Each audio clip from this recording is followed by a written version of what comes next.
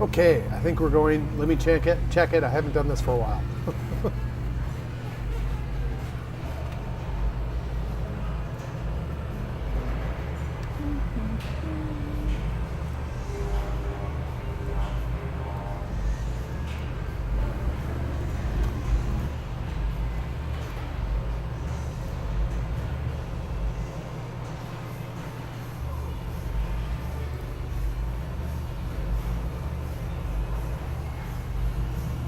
Yes, we appear to be working. Hey, hi, how are ya? I'm tired. This is the longest I've been in the arcade in a long time, at one time. I'm very worried about him. It's been a very long day. It has been a long day. Although Seven's done a lot of fun stuff. Also, I'm taking 2 weeks off, minus 4 days working in the arcade. So I'm currently just setting my auto responses and responding to last minute requests. Oh, is today your last day of work after Yeah. this? Okay. Yeah. I'm trying to make it my last day of work, but who's to say what's going to happen while I'm gone? So, I am listening Should have and writing. told them you were going to Cuba. Ooh, I Or wish. not Cuba. Not Before Cuba. Not all Cuba of the right now, things, but, yeah. I'd like to go to Cuba. One day. When everything settles down, we'll go to Cuba. And get Yeah. COVID again. What? And get COVID again. Probably. Oh my gosh. I'm the COVID king now. Oh. Yeah, so JRSC had asked when we were doing a live stream, and I said maybe on a Friday when I'm there. And there he is. And speak of the devil. Yay! There he is. We did a live stream for you, buddy. And also, Seven did a special video for you. I did. You mentioned the snow. And I went out the next day. Like I said, I went out the next day because I decided that I didn't really do a proper review of the camera that we were using the night vision on, the Ordro M5. Not a great camera, but I think I've actually figured out something to make it a little bit better. I found out that they also did a firmware update, which improved a few things. But it's the resolution you shoot it on really made a big difference. And I did a whole bunch of test stuff. So the video where I go out into the snow, that's going to come out. I'm going to do another video covering the Ordro M5, and that bit with the snow will be included. I shot it in 1080p. I'm going to edit it and render it in 1080p, but I'm going to go back out into the snow again and shoot it in 4K, 30 frames per second, because that seems to be like the native for the camera. It comes out the clearest. So I've got some more stuff I need to shoot. Also, the night vision, we shot it just using the infrared emitters on the front of the camera, and I have two basically infrared spotlight kind of things. They're so when those come in, then we'll do another night vision test. We'll wrap that all into one video. That's going to be maybe about 15 minutes long or something. At the end of the day, I was not happy with the camera when I first got it, and I there were just so many things that I didn't like about it. But now that I've figured a little bit out, it's not great. It's not as good. It's not even as good as my Pocket One, my DJI Osmo Pocket One. It's not even as clear, not even as good as that one. But it's for $300. That's about what they go for. It's not terrible for a gimbal camera. So that's what I want to try to highlight in that video, is talk more about that. And actually, I should probably leave this. And the funny thing about all of that was, this is, for those of you who don't know, I just left it in the chat. That's the link to my other channel that I've been a bit more active on lately, playing around with all kinds of crazy stuff. Sorry, what were you gonna say? No, I was just gonna say, sorry, I'm also trying to think. I've got to, I'm making she's multitasking. a to-do list of all of the things that I need to do as soon as I get back. that when Seven was doing all of this and we were talking about the M5 and using it still to do as a secondary camera, that got us talking about the DJI-1, that the battery's dying on it, so it hasn't been as useful. And then we realized that the battery pack for the DJI-3 fits on it. Sort of fits well enough. Fits well enough that now we can do that, and you still have one great camera, one really good camera, and one functional. Yeah. I think the Osmo M5, awesome for super low light. It's great for that because it has infrared. Wes, hello, awesome arcade, says Wes. Hello, thank you. Ooh, all caps, I love it. We have a new toy here. I'm going to point that out here in a second. We do? The big one? The thing, the thing. Yeah. But I think with those 3 cameras, and I'm going to do another video on kind of retrofitting the battery pack on the old Osmo, because the Osmo, the Pocket 1 and the Pocket 2, David Treadwell, hello from Vermont, hello from PEI. Hey, how are you? Hey, David. Welcome to the chat. The Pocket 1 and the Pocket 2 are the same form factor, and then the Pocket 3 was a little bit bigger.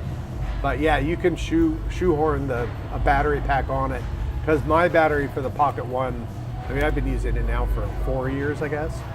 And it's started to, the battery's starting to show itself. I think you get maybe an hour and a half out of it now, whereas I used to not have to worry about it. Now I have to worry about it. But adding an extra battery pack for it would be good. So, yeah. Oh no, David says we're closing our arcade. Oh, that's why. Where was your arcade again? In Vermont? Yeah. Oh, that's right. What was it called? I feel like we looked it up a couple times. We did. Yeah. Tell us more, David. So sorry to hear that. How much of a charge does this have? Are you selling your games? God. You're willing to ship? All right. While we wait to hear from David on that, I'm going to show you our new toy. Because it's fantastical. I don't have this. I'm going to go roaming around with the tablet that I usually stick up there. The battery was dead, so we're charging it real quick, like. Gravitate Pinball was the name of it. Oh, right. All right, let's do camera safari. Hey. Oh, that's. I guess it looks like nothing's working when you're pointing it at the wall. Not enough business. I'm really sorry to hear that. All right, let's go look at our new toy.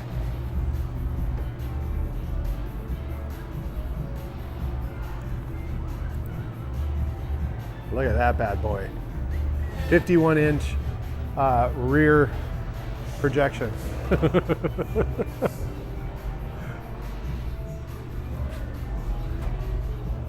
Hold on just a second. I'm going to get this going. We'll stick this aside somewhere. It was working. Hi. Have you gotten the chance to try the Jones Sunset Sarsaparilla? It's what? The Jones Sunset Sarsaparilla? No. Have What's you that? heard about this? A Jones hey. Sunset Sarsaparilla. I haven't. Yes. You have? Have you tried it? Have you tried it? I have not tried it. I haven't been able to get any of the Nuka-Cola type stuff. The Moncton Costco had a crate. Oh, really? And, Moncton has a Costco? or Nova Scotia. I don't know. Wherever Halifax. it is. My buddy lived, yes. I said I was like, I meant don't Halifax. tempt us. My buddy lives in Halifax. He went to Costco and he saw them, but he didn't buy one. I wanted to go. I wouldn't bring them in to sell here, I don't think. Yeah. Just because it's one of those things, well, it depends on if I can get them or not, but I do want one of each just to put up on a shelf somewhere, Oh, right? With other random Fallout crap that's floating around here and stuff, so, but, yeah. You hang out with Avery, right? Yeah. Yes, I thought so. If we give you Avery's jump drive, will you give it to him? Yeah. Yeah. Does it actually have the video on it, or does it have? It does. Okay. Yeah. Seven, I don't know if you were here the last time. We're like, That's, we put you were the- here during that live stream that I was doing, and that has Yeah. a video. That has He the still raw hasn't video. got- So he, every time he came in, Seven wasn't here. Yeah. And then Seven did put it on a jump drive, and we labeled it. And then he didn't come in, and Seven really needed a jump drive one day, and so he borrowed it. And of course, the weekend that Seven borrowed it to bring something Yeah. home, I took it home for Avery 2 days. came and- in. Yeah. And then, yeah, absolutely, that one day. But, oh my God, are they all at the show? Yeah. How dare? How dare? What show? It's The honestly my Nirvana fault. one I was telling you about, and I said you have to tell him your dumb girl story. Oh, yeah. Yeah. Yeah. So I spent my formative years in Seattle in the mid '80s, and we were all in bands and did all that stuff, and we were part of that whole punk, post-punk, pre-grunge scene, right? And I never remember seeing Nirvana around. I know that they played a few shows, but they were kind of at the tail end of that whole scene, which was pretty much dying by '87. Like most of the By clubs. 87. Yeah. Yeah. So we had downtown, there were 3 punk clubs that were all real close to each other.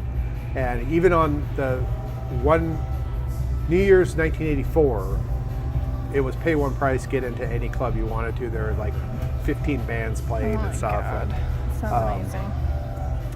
and then the Guerrilla Gardens opened, and they had 2 venues in that place. It was an old movie theater, and that kind of kicked around for another couple years after those 3 clubs closed and whatever. But I don't ever remember seeing Nirvana around or any of those guys around. But I went to a house party one time. Oh, before that, I should say. Yeah, this is So before that, this would have been, I don't remember when, it was late 80s. A couple of my roommates were live streaming. Hold on, I gotta change this, sorry guys. you're gonna get the silly story of Seven's All right. embarrassing Dave You're Grohl. gonna hear this story because it's kind of goofy, but I'm gonna be off camera.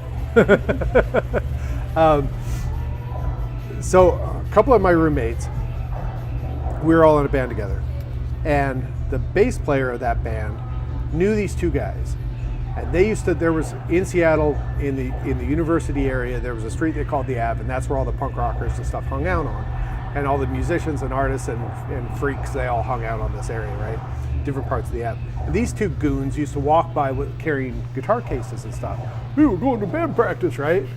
And there was nothing in the cases, right? It's hilarious. So the bass player of my band, he had this 4-track, and they wanted to work on their demo, and so Pete invited them over, and because they had a drum set where Pete was practicing and stuff there, and these guys by that time they did have instruments, but they didn't know how to play them. And so they were trying to get Pete to lay down all their guitar tracks and stuff because he played both bass and guitar. And the band's name was Field of Honor. That was the name of it. And so that whole thing, these guys would show up from time to time, and they'd get all spiffed up, and they looked like they were in the band The Cult, and they were just goons. They finally got a show together, and there were posters all over the place, all over the U District for Field of Honor at this one little club. And when Pete, Jeff, and I saw it, we just lost our minds. We're like, we have to go to this. And it's like, we're gonna be the only ones there, you know that, right? It's like, yeah, but that's gonna make it great, right? So we went there, and they had the guitar player and the drummer and the bass player. And the guitar player and the bass player, guitar player was the singer, on stage he thought he was Bono, and then there was this goofy looking drummer guy in the background, right? And I didn't recognize him. I didn't know who he was at the time. It was Dave Grohl. Yeah. So. And he was the best part of the show. Oh, he was hilarious. Yeah, he was really funny. And Dave Grohl actually gave another friends. They were in a band called Aerobic Death. And when Dave Grohl rolled into town, he was from DC or something at the time. rolled into town, and he saw Aerobic Death, and he lost his mind over Aerobic Death, wrote him this big long love letter about, you guys are awesome, I want to start a fanzine, I want to do all this shit, right? Anyway, Scott still has that letter. He pulls it out from time to time. We all giggle. Roll would have been like real skinny back then too, right? Yeah, he's kind of goofy looking. Yeah. When he was younger. Yeah. He's still goofy looking, but yeah. So anyway, so years later, I finally put two and two together. I'm at this house party, and a bunch of people milling around and stuff, and he comes in. And this was after and this Nirvana. is right after Nirvana broke, right? Right. He would have been still really famous-ish. He would have been. It was when they broke. It was right when they broke. Yeah, so right. they were like Yeah. peak, Yeah. super famous. So they maybe had a song or two on MTV at the time, but they were getting to be quite well known, right? So he comes in, and there's a bunch of people kind of milling around. People knew him. He was I don't know who was having the house party. I didn't know him. We just got pulled into it, and so I saw him right there, and a bunch of people were talking to him, and I walked by and I went, I know you from somewhere. Play drums or something, and I'm like kind of leading him on, right? And I go, you're the drummer for Field of Honor. And he goes like this. He goes.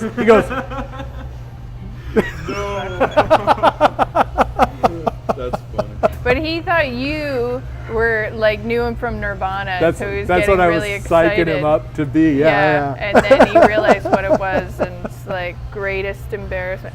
I would love if you met him again and was like, "Do you remember Field of Honor?" He'd probably laugh about it now, but He would now. Like a Nardwuar moment. Oh yeah. Oh my gosh, yeah. Nardwuar knows about Field of Honor. Well, I bet it's one of those things you look it up and it's not anywhere because it's like Yeah. it was a one-off, pretty much, They right? played that show. It sucked. Everything sucked. They didn't know Except their for Dave. songs, and they kept the guy kept swinging his guitar around his back and putting his foot up on the monitor and holding the mic like Bono, right? And he'd do his little thing, and then they'd kind of make it through their first. They probably had like 6 songs, and they only managed to make it through like half of them. Like it was embarrassingly bad. It was one of the best shows I've ever been to. Just because there was so much cringe and so many funny, weird moments, and every once in a while the bass player and the guitar player would kind of go and like this, and they're supposed to be on stage playing, right? And so Dave just started playing like some funky groove or something, and we're like, yeah, and yeah, it was just a weird thing in a place that didn't usually have live bands. Yeah. So it's kind of a weird venue. The stage was kind of small, a foot off the ground kind of thing. And Oh my god, that just makes it even better. The punk scene in Charlottetown is actually pretty active. Pretty swell. I've heard that. Yeah. Like I take pictures at them all the time. Like that's Firing Squad. They're one of my favorites. We're gonna have to go to a couple live shows. Yeah. Seven has. Have you told him? Seven has an entire studio, Yeah. and I just bought him the Selena. Behringer Selena synth to go with his 30 100 other. 35 other synthesizers. Yeah, that's pretty cool. These guys are, I think, a year younger than me. That's Absolute Losers. They're actually. I like that they've got some good names. As Absolute good as Losers are actually really popular. They're one of the bigger indie bands on the island. I'm gonna write it down. We had some band come in and film a music video. Yeah, music video in I the don't know other what space. I don't know what band it was, but you tell them if they're ever looking for an arcade space, pay the entry fee and then, or they can rent out the whole space. And we had someone come in and do engagement photos in here. Yeah.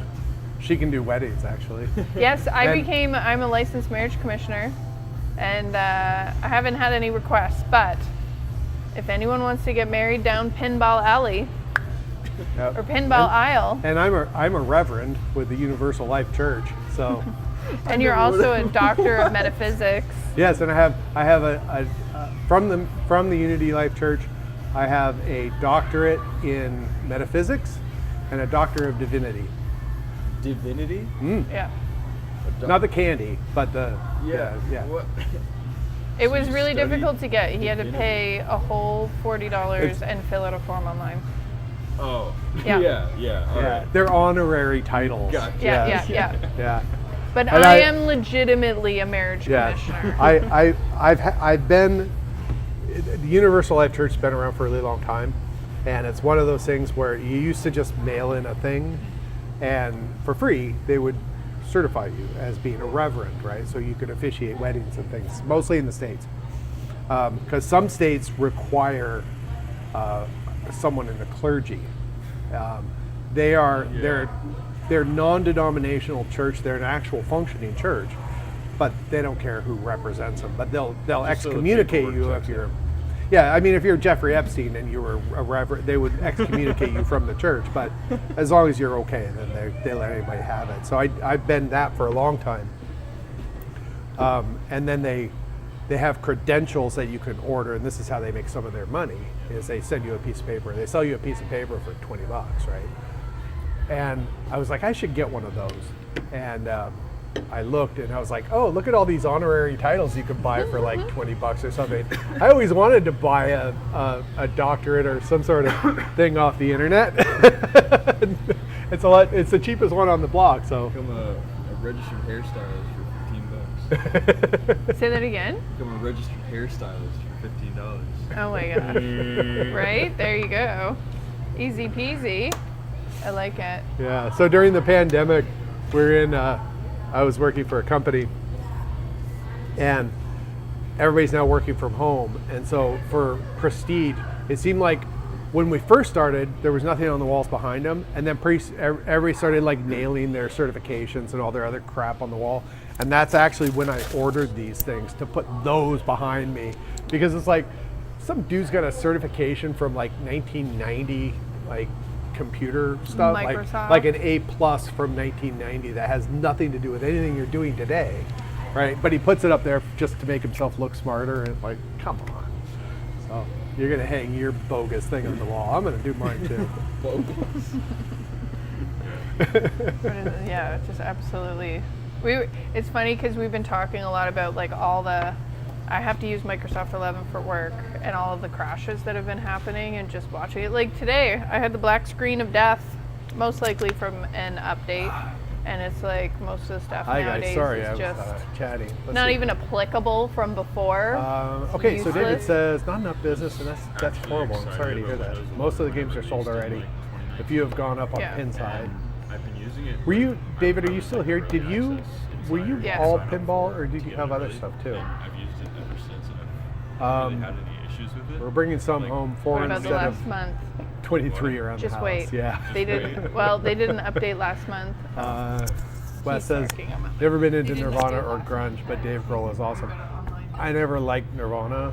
I was not much into grunge. Grunge was, I mean, honestly, in Seattle at the time, there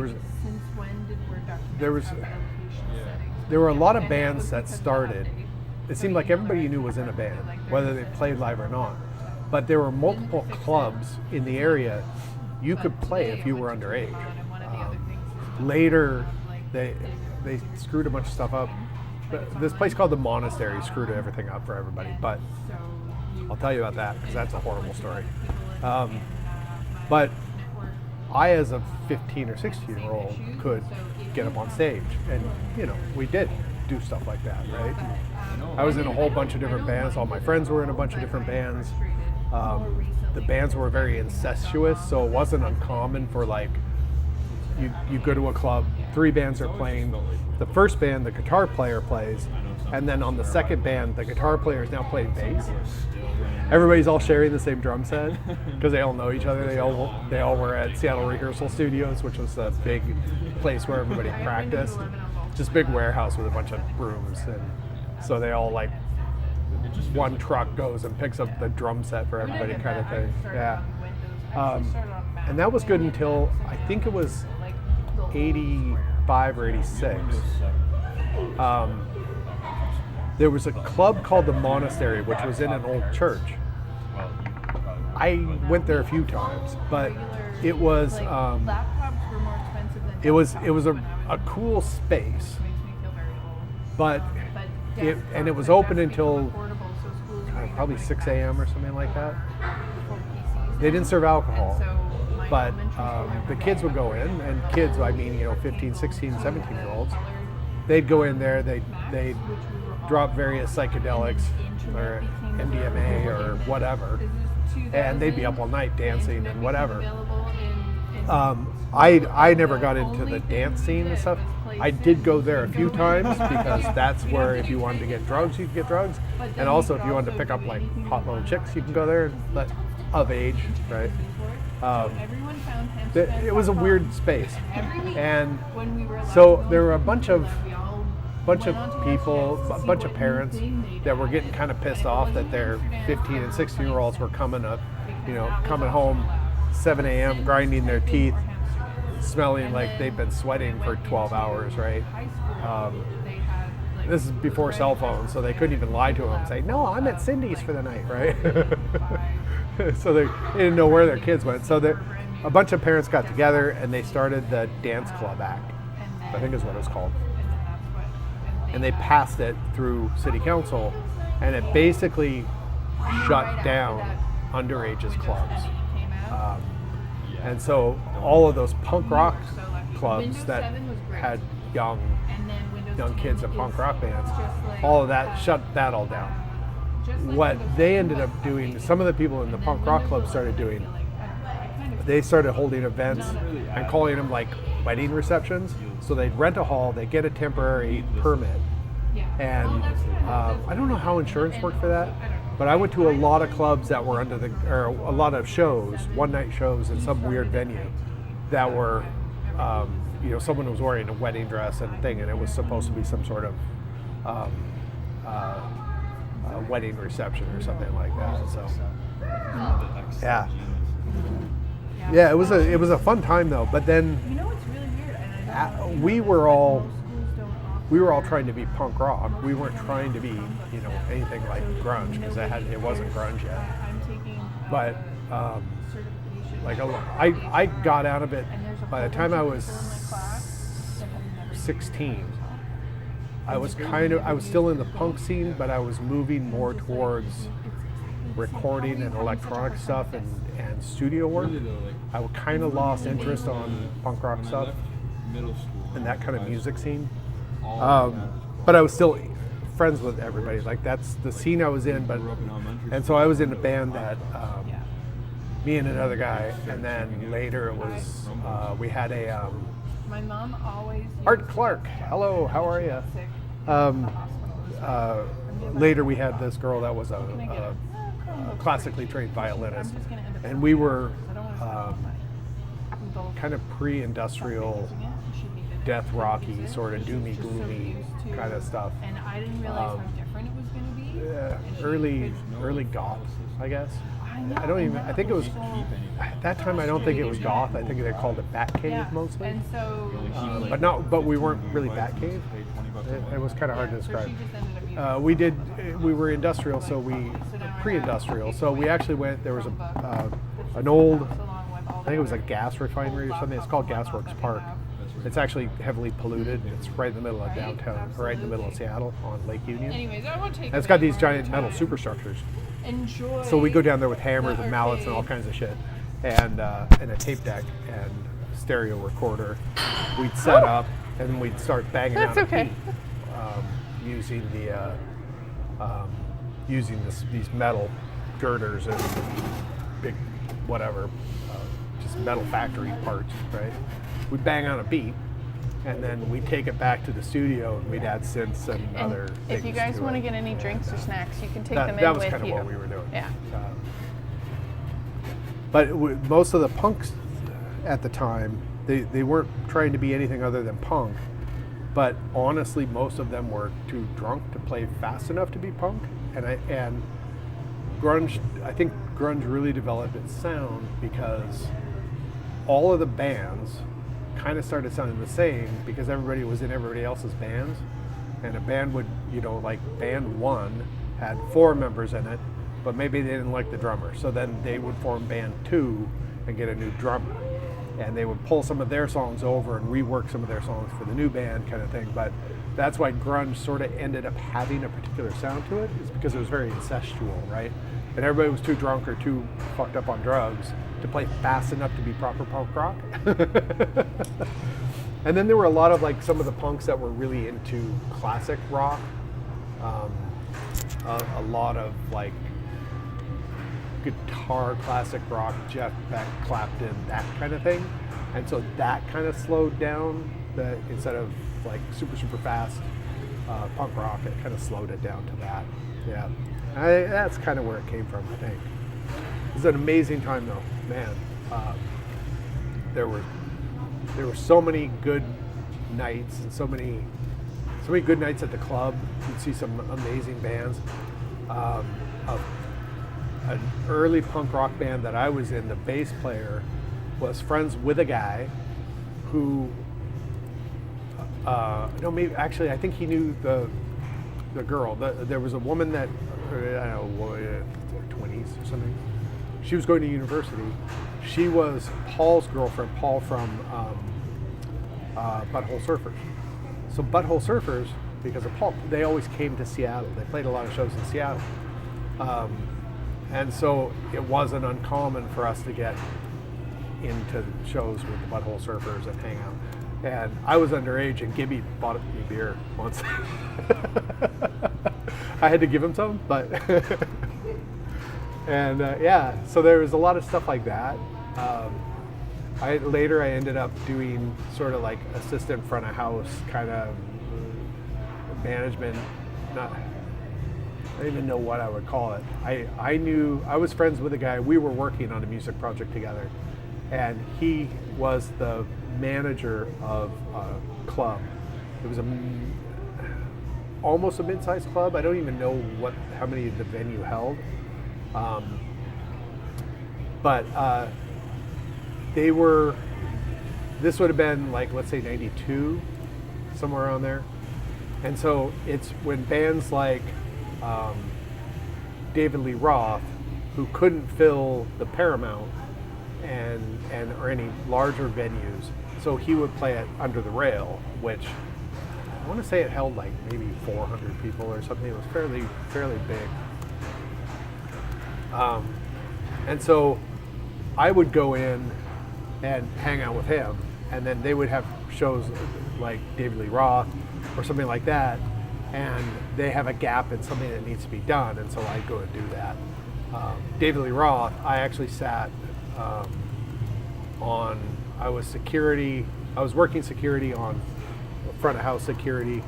We had to get a barrier in. He demanded having a barrier put in in front of the stage so nobody could reach up and touch him, because he's David Lee Roth.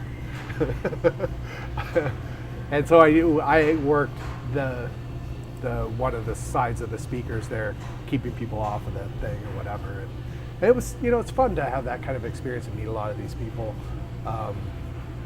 Blue Oyster Cult played there, and in the dressing room, I was trying to start a thing where we had people came in, and I'd give them a pen, and I'd say, sign your name on the wall of the dressing room, so we could have a really cool dressing room with all these people, all these names on it, right?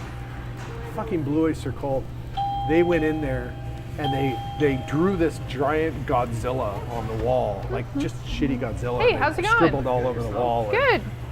Hey, how are you? Good, yourself? Not It's bad. been a while. Yeah. All right. Yeah. And the owner of Nice. this Perfect. club 28. saw that. He was really pissed off. Yeah. He was really pissed. 28.75. How are things going? Good? Yeah, it was busy today. We had, I think, a hockey team from Nova Scotia, and then a big union group came in and had some union do. Yeah, some union. I don't remember. We do private events, but also people come in while we're open, but they'll book the back table. Okay. Cool. Yeah, so all sorts. I'll give you guys a stamp. There we go. You are good until we close at 11. Perfect. Thank you. You're very welcome. Cool, right? Sorry? Is there a place We have coat hooks just inside the door here. So my favorite story about that particular little club Nina Hagen was like the German punk rock goddess. I love her. I don't really like her music. I don't think she has one song called New York, New York, which is always my favorite of hers. And Universal Radio, and there's a couple other ones, but most of her stuff I'm not real keen on. So she was coming in. She was starting her tour in Seattle. They rented Under the Rail Thursday night because she had to put together a new band and a new set and the whole thing. So Thursday night, they came in the afternoon. They set up. They went through their set a couple of times throughout the day. Then they came back on Friday evening, they did a show, and then on Saturday evening, they did a show. So we're all there on Thursday, and for the most part, we wanted to give them their own privacy out on stage and just not bug them, right? Just let them do their thing, get everything worked out, because they're working. They're trying to figure out their set. So we're out in the front entryway area. And just sort of hanging out, and I hear them start playing New York, New York. And by this time, we've already, I've hung out with the band. I got to know them just a little bit. They come in the afternoon, we kind of hung out with them for, a couple hours while they bring in stuff and getting everything ready and stuff. So I talked to her, and the bass player, I forget his name, but he was actually really cool. We hung out with him a lot during those 3 days. But so they started playing New York, New York, and I was like, I'm not supposed to do this, but this is my favorite song. I'm just gonna sneak in, right? So I went in to the venue, and there's a little table, some chairs, and I just sat there and just, tried to mind my own business. And she notices that I'm there, and so she does New York, New York for me. Fucking lost my mind. Like, how do you do anything better than that? Yeah, that was awesome. That was amazing. And then when she was done, when they were done, I kind of creeped out of there. Then I pretended like it never happened until later. Production. Okay, Wes. Wes says, didn't expect to learn about the birth of grunge today. It says, I suspected you were into music production. I originally subbed to your channel because of mini DSP video. Yeah. Well, guess what? He's going to be doing another many music-related videos. I just got 7. Should we tell them? Yeah, the Behringer Solina, which is the almost exact copy of the old 70s Solina string ensemble. And I've wanted a Solina for a long time, but whenever I ran across a string ensemble, it was always kind of trash or not really working right. I always had these problems. I am not against Behringer reviving some of this shit from the dead, so that we can all use them again. And that's just something that you need, that analog phaser kind of chorusy sound that you can't get from a sample. So I said I would always like one of these. We ran across a video, we were watching a video, I said, this is a thing I'd always really want. And then Sophia's like, you'll have it in a couple of days. So she orders it for us. So, because I love him. She's fantastic. Yeah, so I'm gonna do I'm gonna unbox that and we'll play with it. That's yours. Okay. That's mine. I'm gonna unbox that. I'll do a video in the studio. I'll unbox that. We'll plug it in. We'll play with it.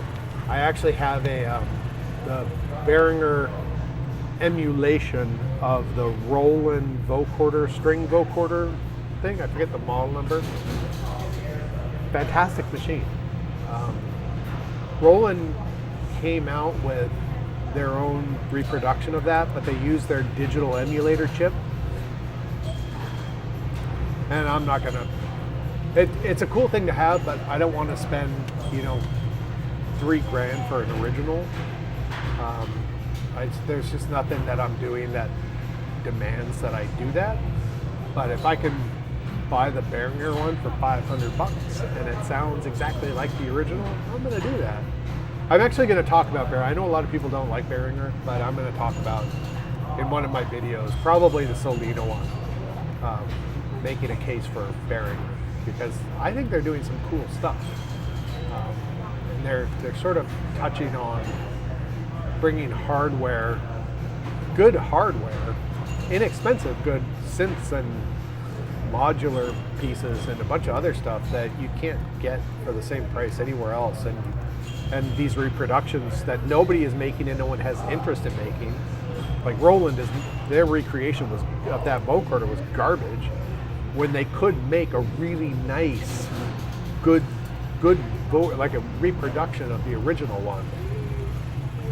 But they're not going to do it because they just don't feel like it's worth their time or something. I don't know. If you guys need extra hands, you Wes can says, put I your used to stuff play on the electric counter while guitar you're a bit, looking. and yeah, I got lots people of still space. into old school effects, Mesa Boogie And if the you classics. want, they just sound if you better. need extra space, Yeah, we've got I coat know hooks a just lot of inside the people door, that so you don't wanna, have to like- carry your jacket around. Especially people who play sort of more of the jazzy bluesy stuff. They gotta have a Mesa Boogie amp. And then the rocker dudes have to have the Marshall stack, right? Yeah, and I then I had the other thing that I'm working in the other video. I did sort of a introduction to the plan. I have a modular synth, and I love it because you can kind of patch everything any way that you want to and create sounds that way. And I would love to have something like that were just various effects, different delays, different phasers and choruses, and All right, is this all together? envelope followers and Okey-doke. a bunch of stuff like that. So I've been having fun on the other channel doing just buying a bunch of garbage off Temu and playing around with it. Did you pick a lipstick? Usually garbage, right? And that makes for fun. I noticed videos. that you were testing out lipsticks. Buy some garbage. Oh, don't be thing off afraid. Did you Temu pick for one that you 15 bucks liked? And you get to make fun of it. Which one? Make a video on it. What's not to love? I like But I kept seeing all of these cheap effect boxes, like guitar stomp boxes. Like, how good are these things?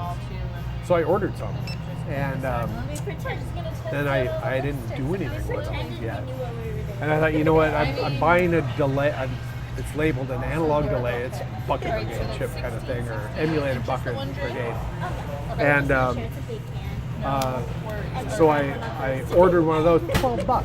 They're really good. And if it's decent, like if it's not super noisy, then I can utilize it. So I'm going to take all of these effects. First video of it, I'm going to play with the effect, and we'll see what it can do. That'll be a video. We'll go through all the different effect boxes that way. And I think I've got 10 of them now or something like that. Then I'm going to rip them out of their boxes, and I'm going to mount them in modular racks with, so it'll have like input, output, the knobs and stuff, and then I'll put those all in a rack together like a modular synth. And then I can build a sound based on that. So if I want to really screw with a vocal sound or whatever, it doesn't matter. If I really want to mess with something, I could go into this module, I could patch the left channel to one delay, I could patch the right channel to a different delay. I could send one through a chorus, a mono chorus, the other through another mono chorus. So I'm getting kind of the same signal, but they're going to be slightly off, and it'll make it seem really wide. Or I can just stack delay after delay after delay, do all kinds of just crazy stuff. And I could probably put it together for just a couple $100 at the end of the day. I think it'll be a lot of fun. Wes says, do you have another channel? I have the Pinballorama, the arcade one.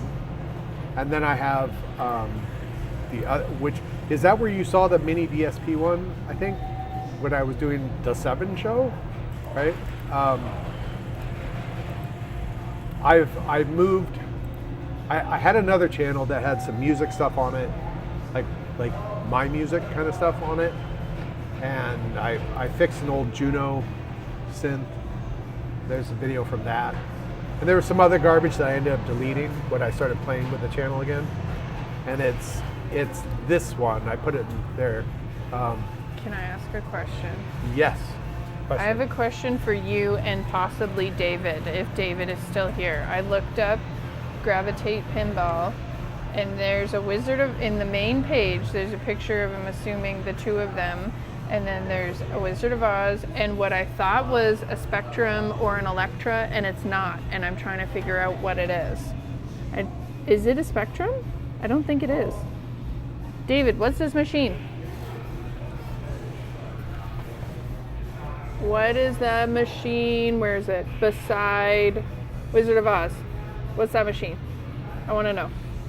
Because it looks like, what is that, a Bally? Is the Electra a Bally? Electra's Or Williams? Yeah, I think Bally. it's Bally. Yeah. David, I'm curious. I can't quite make it out. I really want to know. Looks maybe a Spectrum. I'm wondering, but it doesn't. I don't remember what. I don't know. It looks like it almost says SIL. I mean, maybe it's a Spectrum. We found our Spectrum the other day, folded up.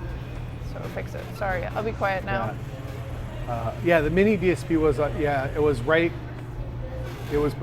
I started doing those 7-show ones in the studio because we had moved here, and then the pandemic hit, and that the Pinballorama channel started getting a little dead because I didn't have pinballs and like everything was all packed up, and so there was a period of time there. It's about a year. I started doing the 7-show, which were kind of studio stuff. I did some ones on the drums, the mini DSP thing, a bunch of other things. I think there were probably 10 or 15 of those episodes. And then I thought I should probably pull these off of there. I left a couple on Pinballorama is monetized. So the ones that were getting hits and views, I still make money off of those. So I left them on Pinballorama. The other ones I deleted off Pinballorama and I moved them over to this other channel, the 7 Greylands channel, that just has a bunch of, I'm just doing all kinds of crazy stuff on there. Playing games, video games, and the messing with the Temu stuff, which has been a lot of fun. Temu danger items are, the danger items series I'm having the most fun with that. I have one where I bought some fire-related stuff off of Temu, and I shot the first video. It's going up tomorrow. I think it's going live tomorrow. The first fire video, Temu fire. Excuse me. But then the second fire video is going to be fun because one of them's like a blowtorch, which will like a flamethrower kind of blowtorch thing. And then I did a bunch of weird like slingshot things that take your eye out if you're not careful. And I have a couple of more things that have come in. I have this box in my workshop of stuff that I need to make videos on, stuff that's arrived, and one of them is a pistol crossbow that actually looks kind of cool. It'd be kind of fun. And I think I found this like slingshot, wrist rocket kind of slingshot that has a laser sight built into it, which is just ridiculous. I bought a little toy pinball machine that's supposed to give you gumballs, and I brought it in here. We did an unboxing. That one's not on the channel yet, but I did that, and I set it up over here, put it together, and it didn't work. So I made the video, I shot the video for it. The video's edited, ready to go. But I haven't published it yet. I'm gonna publish it at the same time when I finish up the second part of that. I take it into the workshop, I tear it all apart, figure out what's wrong with it. The gumballs themselves are rock solid, like they're just, you couldn't eat them, you'd break a tooth. So I thought, well, I'm going to get a Temu danger item and I'm gonna shoot this stupid thing with gumballs so it will be its own demise. And that's when we were at a Princess Auto, which is sort of like a cheap tool and ag. They have ag products and car products and a bunch of other weird stuff. Like you need something for your well pump, that's the place to go. But they had this slingshot thing with the laser sight on it, and I was like, oh, I have to get that. That's going to be the end of the other one. So we'll shoot that one, and then when that one's done, we'll I'll edit that, get it all together, and so the pinball one will go live. The toy pinball one will go live on Pinballorama, and then the tearing it apart and destroying it one will go live on my personal channel, at the same time. There's a bunch of stuff like that. I've got a bunch of videos kind of in queue. And a lot of fun ideas. Yeah, and there's I'm probably when I'm doing I think one of the things I'm going to do when I'm playing around with the effect boxes is I'll get the studio all ready to write music, and I'll probably start working on a song with one of the effect boxes, and I'll write the song, and then as each video comes out, you'll get to hear another little portion of the song as the song evolves. And then at the end of it, we'll have a full song, and then I'll just release a video with just that song with all the little bits and pieces of me like playing with the effect boxes and stuff for the music video, because why the hell not? That's going to be in the works. And then I have some photography bits. I bought a weird microphone that I really want to play with, and then I bought it's a fake SM57. Did I get that one? No, it's a Shure microphone, the 7MB that most people are using for like YouTube stuff, right? I have one that I've had it for years that I used in the studio for some vocal stuff. But then I bought the fake one off of Temu, and we're going to compare the two. So a real 7MB versus a $40 or $50 fake one. Oh, the Shure mics? Yeah. Yeah. I know that it's I've already played with it a little bit. It's as a microphone, it's not too terrible, the fake one. But the noise floor and everything is not the same as the real one. Did you want to sit down? No, I'm all right. I mean, you could tilt the camera and sit down. No, okay. Okay. Yeah. I'm going to step off stage here for a minute. If you want to entertain our guests. Sure. Are you going to keep wearing your mic? Yeah. Okay. Wasn't sure. Wanted to remind you, if you're going to the washroom, you might want to take it off. Funny story about that the other day. I was trying to, I've got, since we last spoke. Oh, one moment, please. Gonna get some treats. Some sweet treats. Something that I got into recently, I wonder if Seven, back in the day maybe, Magic the Gathering. No? Maybe? Yeah. Yeah. My friend Steve Schmeising. Steve? Steve Schmeising is John's brother? John's brother. Oh.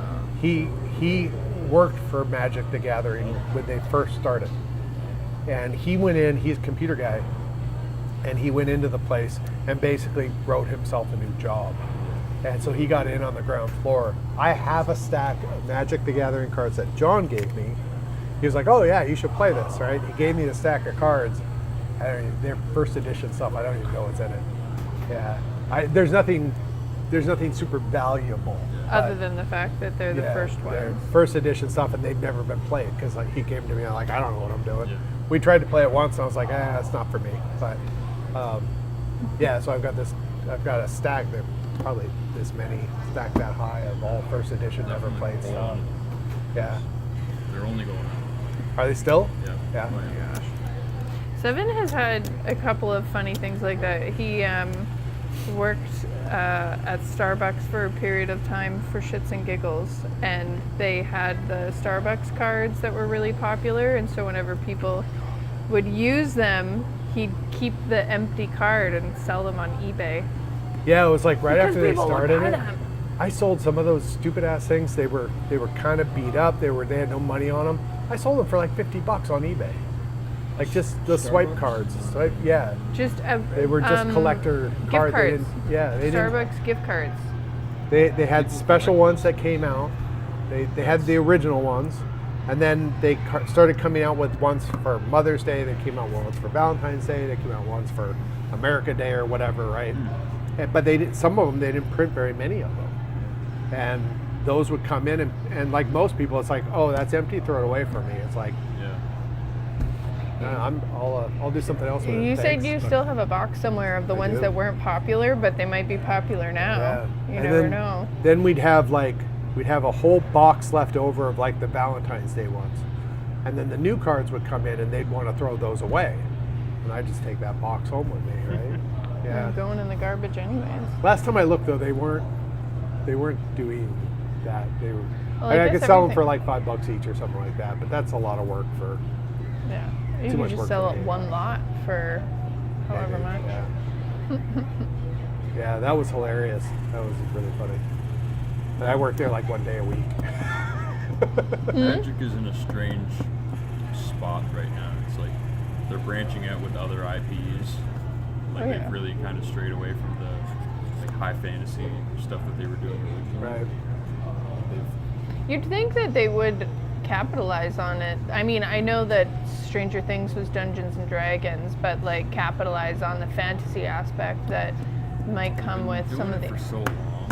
Yeah. Like I think they're kind of trying to draw new people to the game, and Fair well, enough. it worked with me. I bought into the Assassin's Creed IP, but like right now they're doing Ninja Turtles, Okay.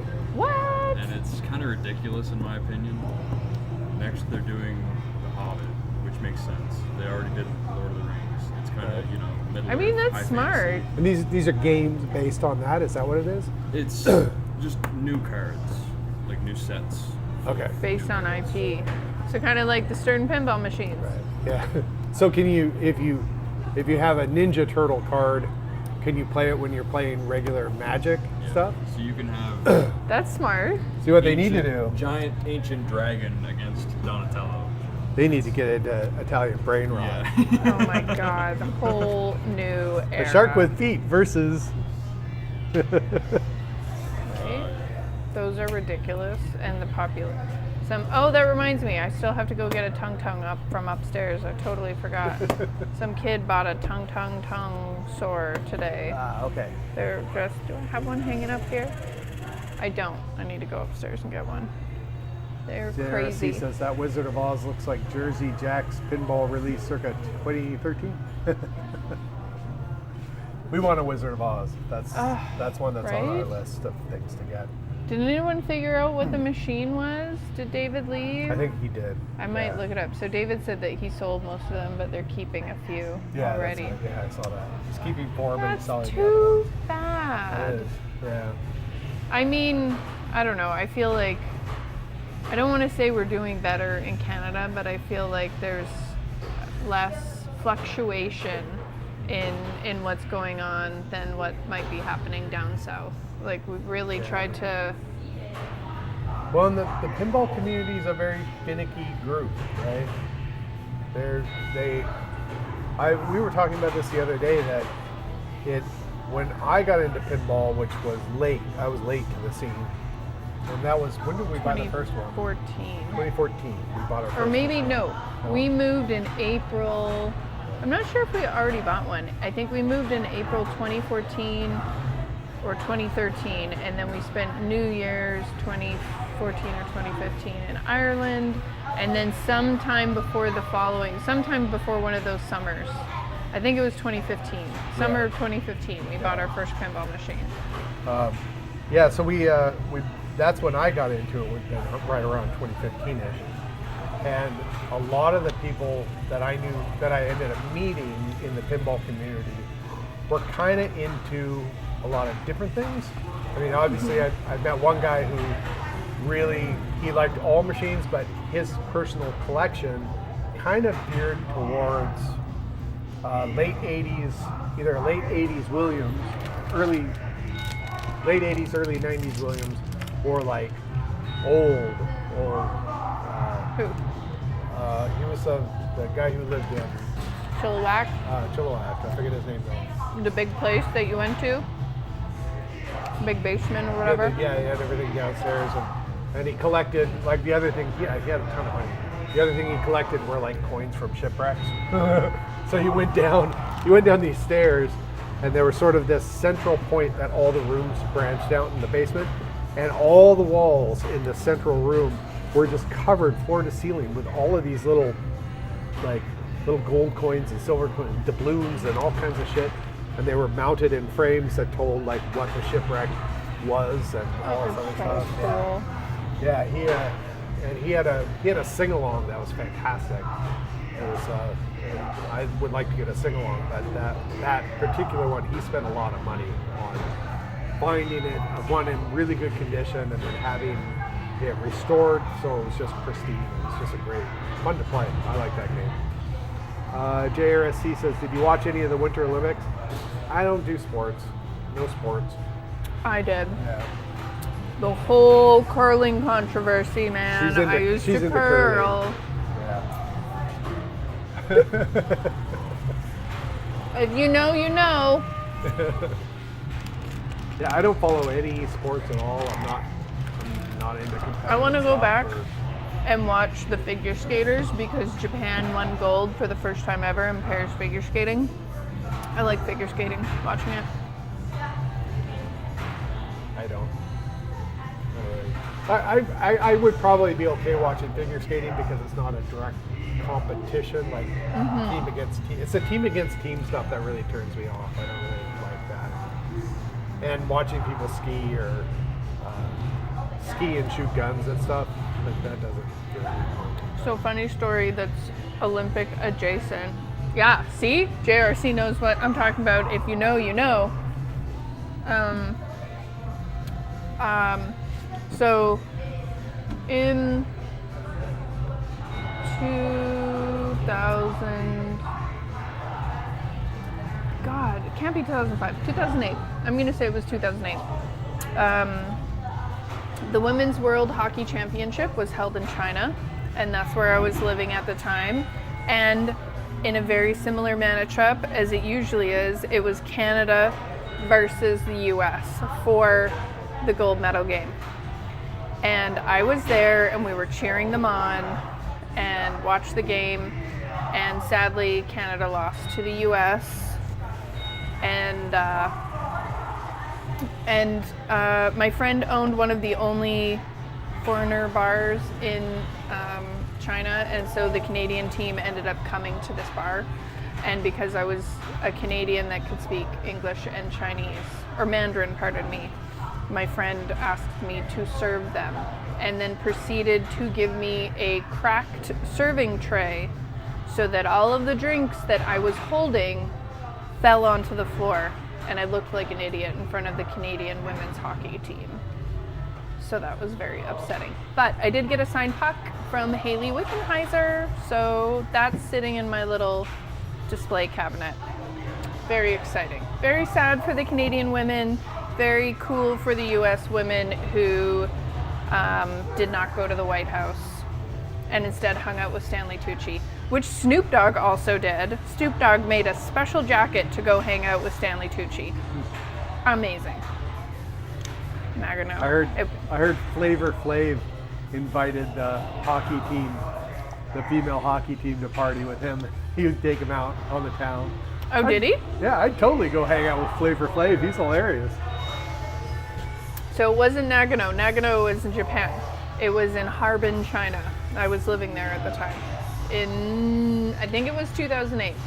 I lived there for 2 years on and off, between 2005 and 2000 and I want to say 10, because I met Seven in 2011.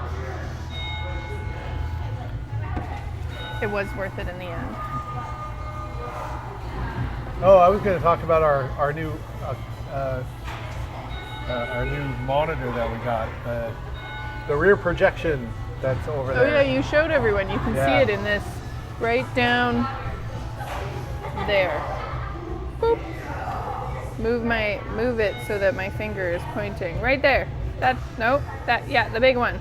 There you go. Pointing That thing right there. Right there. So let me put this back before I start talking. Sorry if this is annoying everybody.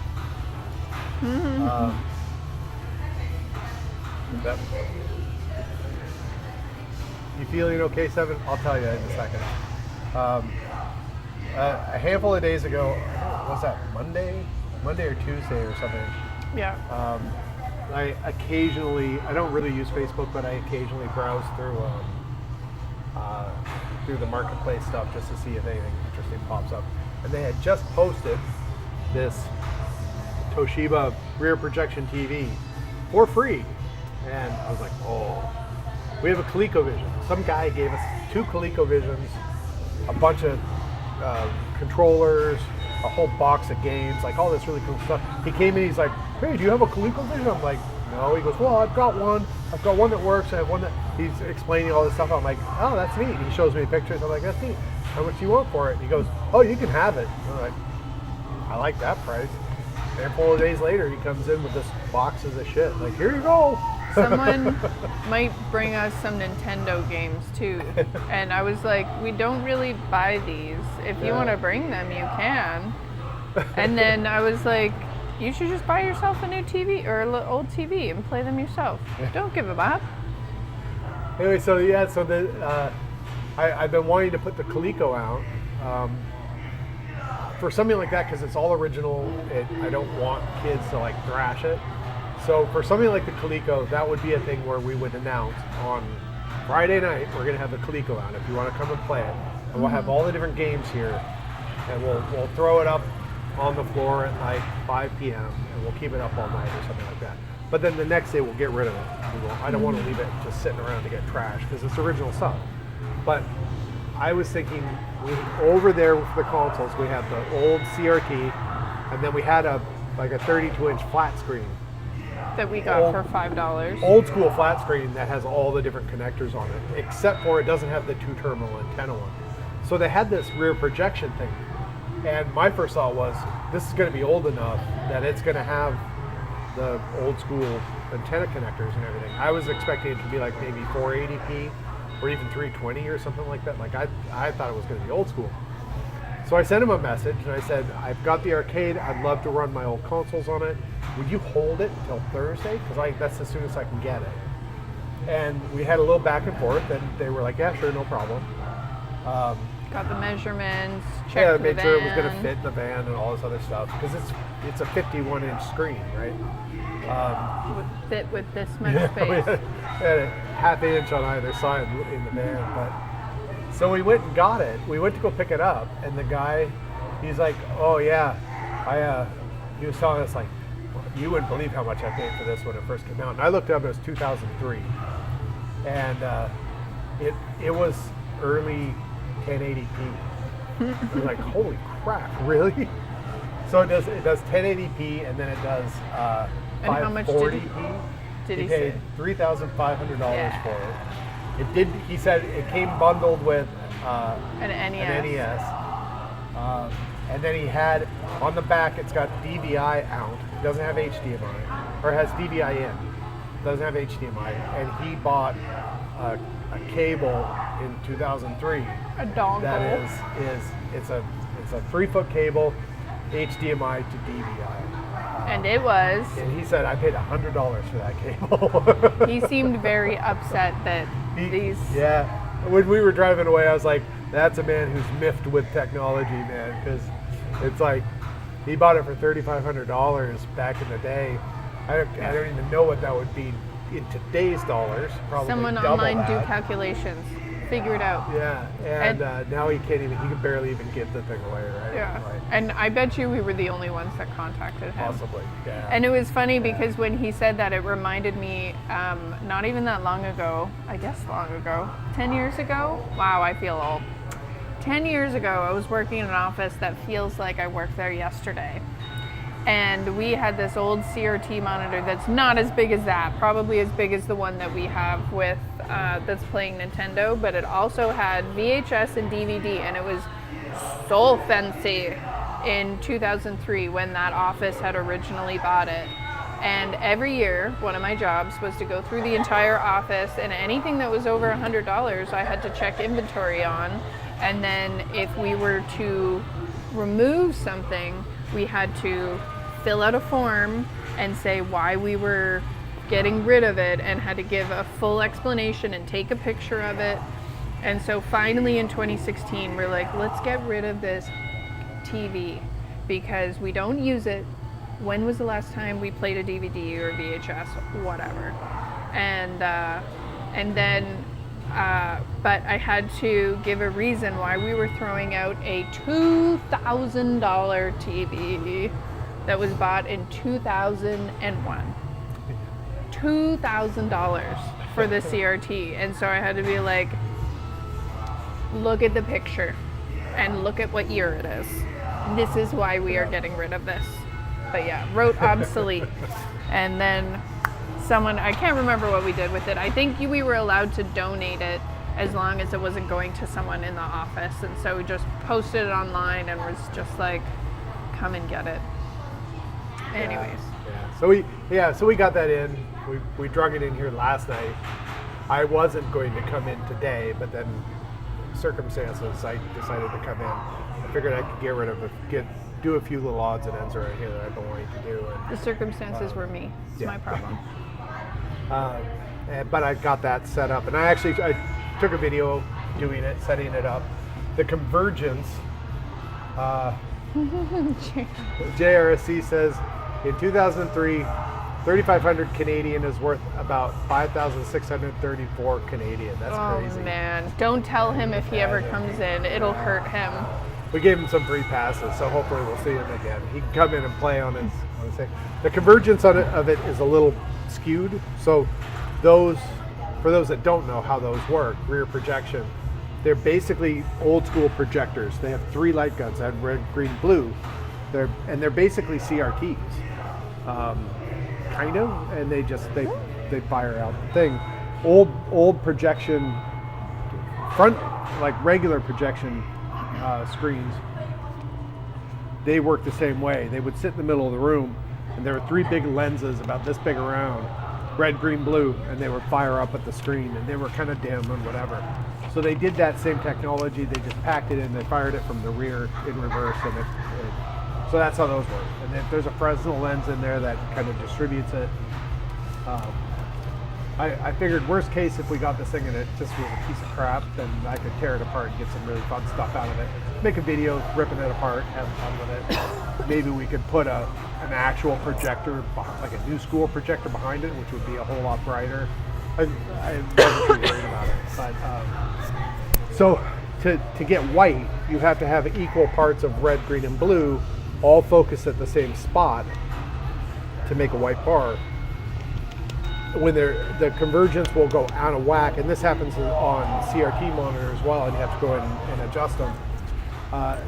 They will drift a little bit. Probably every time you move this, it goes out of whack a little bit. So they all are out of each other. He didn't have a remote for it. There is a way that you can go into the menu system and everything, but to get to the automatic convergence adjustment, does not work. No, the automatic. Oh, right. The automatic doesn't work. But I tried it a couple times. It always errored out. So you go into the menu system, you scroll down, it says convergence, you hit enter to go in so you can adjust each one of your guns. But on the web, on the panel on the TV itself, there's no enter button. So you can scroll down to convergence, but you can't enter into it. So how would you enter anything else though if you wanted to edit anything? Because a lot of them, when you get to it, you use the up and down and it adjusts it, right? But this one is going into a separate menu system, so you can't enter it. So I have to order an aftermarket remote before I can adjust the convergence. So the video for this is not going to be done until the remote comes in. I can do, because I want to do this is how you manually do the convergence on it. Because you probably, I sort of looked on YouTube. I like making YouTube videos, how-to videos on stuff that you don't normally see. That's sort of my thing. Technical repair kind of things. So for this particular one, if someone goes, how do you adjust the convergence on a Toshiba blah, blah, blah, they'll find my video. So you'll see that video in a couple of weeks. Probably. Wes says it's funny, sometimes old stuff regains their original value. He collects old retro electronics, and sometimes that does happen, even adjusted for inflation. Yeah, I have a whole shit ton of old synthesizers that, like, one in particular was the the Akai AX80. AX60 was, they produced a whole bunch of those. And then the AX80 was this fantastic synth. They didn't make a whole ton of them. I found an AX60. It's an AX60, if you know synths, AX60 is very similar to a Juno 106. But it had, Kai made a sampler that used quick discs, and there was a plug in the back of the AX60 that would go in and you could use your filters on your sampled sound, and it would pass it through the AX60. Super awesome. And one day I'm gonna hack that cable so I can run other things through it, not just the sample. You don't want one of those samplers today, but it would be fun to be able to run others, like voice or something through it. So one day I'm gonna get one of those things and I'm gonna hack the cable and figure out how to do it if someone hasn't done it already. Because I wouldn't do that. But anyway, the AX80 was the one that I really wanted. I played with once, gorgeous synth, cool sounds, really nice. I tracked one down, and I think I paid $400 for it, which was kind of pricey at the time, $400 or $500 for it. I don't think you could even get one of those today for, under like $1,200. I bought a Jupiter 6 in Vancouver for $1,100 or $1,200, and today, forget about it. That's not even. And I bought it. It needed a bunch of work. It was kind of dull sounding. I'd always wanted a Jupiter 6 or a Jupiter 8, but I got it and it had no sparkle to it, and I was just sort of like, I paid a lot of money for this. I could sell it and I could get, 3 or 4 other synths that are equally as good. I kind of wish I had held on to it and just recapped it, but really it doesn't matter. I don't care. But I ended up selling it for 3 times what I bought it for, probably 2 years later. Was that when we were moving? No, I sold it before then. No. Yeah. You gave a couple synths. They weren't really to Bob, but his kids love them, and Bob likes them. They needed power supplies, and they love them. DX80? DX7. 7. And I think there was a DX21 or something in there. Yeah. It was one of the smaller of the DXs. The DX7, I have had a DX7 maybe at least 3 times in my life. I run across one, I'm like, I don't know how to, I never got comfortable programming FM synthesis, and I would find one for not very much, and I'd be like, oh, I'm gonna figure out FM synthesis. And I get a DX, and those things are just programming Is it a menu dive one? It's super menu dive. Oh. It's a different way of thinking over other types of synthesis. I could never wrap my brain around it. They always frustrated me. They sat in the rack. They were never powered on. And I got them, and then every time I got one, within a few years, I got rid of them. When we moved, I just gave them away. Yeah, but they're very well loved, and they're being used on other songs right now, including, what is it? His Nioxic? I don't remember the name. Yeah, anyways. Bob was in doing a band called Mythos, which is very, let's say it's a sort of new agey sort of thing. Every time I hear a Mythos song, I instantly think of Enigma, the band Enigma. And then we pulled up that new song that he did. Yeah. And I was like, hey, it still sounds like Enigma. It's good. It's like the good parts of Enigma, not like the cheesy parts of Enigma. Yeah. JSRC asked how I was feeling, so I'll tell you real quick. And for those of you who don't know, we went on vacation early August. I caught COVID. The initial COVID I was over within a week or 2, but then the long COVID stuff, which was But severe. it was the worst COVID you've had, and we both had COVID before. I had a really high fever and chill. Yeah, it was rough. So out for 24 hours to 36 hours. Yeah. On vacation. Yay. on my first vacation in years. And we went to go see it because I bought tickets to go see the Vapors, and then Seven's fever kicked in right after the Vapors. Yeah, during the show. I don't remember the last part of the show. And I don't remember walking home from the show. Which was crazy. Yeah. But yeah, so I got long COVID, extreme fatigue, and brain fog. And the brain fog lasted About while. 3 months. But 3 to 4 months. after I had COVID, that in August, in early September, I got it again. We both did. Twice. And I was kind of hoping that it would kind of reboot my brain, but it didn't. But it didn't make it worse. That's the good thing. So we tried. We had read some people were experimenting with a bunch of long COVID stuff, and they were finding some pretty good results using nicotine patches, low dose nicotine patches. You wear them 24/7. You change them every 24 hours, and that was helping with brain fog. And I don't know for sure if I had just gotten to the, because it was about 3 months later that we started that, wasn't it? It was, I think, about 2 months, and then around 3.5 months, your brain fog, or you did the nicotine, it got better, but when you stopped the nicotine, it got worse, so you started the nicotine again. Yeah, and then I stopped it, And then it stayed. And I don't know if it was just one of those things where the nicotine helped, or if I just aged out of brain fog, Recovering. right? And it just sort of naturally resolved. The fatigue, on the other hand, is still there, and it's been really rough. Where if I do too much, I'm pooped for a couple of days. It's called PEM, post-exertional malaise, for people with long COVID. If you do too much one day, you might feel okay that day, but then the next couple of days you're just wiped. And that's the beginning. Seven was like that every single day, even without doing anything. Yeah, and that's when I fired up the other YouTube channel. I was kind of just sitting on the couch. I'd wake up in the morning, I'd sit on the couch, I'd kind of get on my laptop, I'd read the news, I'd watch some videos and stuff like that. But that you can't do that forever, right? You can't do that for very long without your brain going, I need to do something.